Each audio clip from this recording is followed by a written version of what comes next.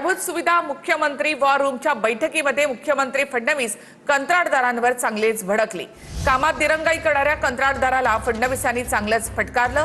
काम वेळेत पूर्ण करा अन्यथा कंत्राटदारावर बंदी घातली जाईल असा दमच फडणवीसांनी कंत्राटदारांना भरला आहे।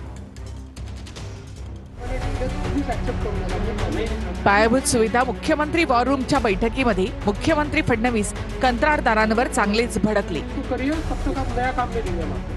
कामात दिरंगाई करणाऱ्या कंत्राटदाराला फडणवीसांनी चांगलंच फटकारलं।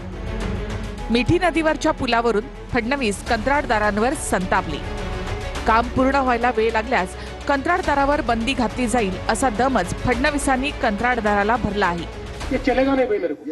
अगर ऐसा होगा ना तो मैं बैन लगा दूंगा कि आप लोगों को देख भाई ये 7-7, 8-8 साल वाला जमाना चला गया। मैं बता रहा हूँ तुमको ये इतना नुकसान है, देश का नुकसान है, सबका नुकसान है। ये 7-7, 8-8 साल चलना टाइम लाइन इस टाइम लाइन डॅमच्या खालून बोगदे काढून राहिलो। मिठी रिव्हरचा ब्रिज कोणची मोठी गोष्ट है? तो ये ऐसे तो इनके बहाने थोड़ी चलेंगे।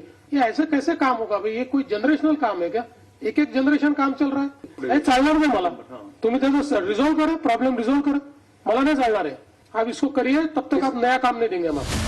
आज संध्याकाळपर्यंत कामाची सगळी टाइमलाईन वॉर रूमला मिळाली पाहिजे अशा कडक सूचना फडणवीसांनी दिल्या।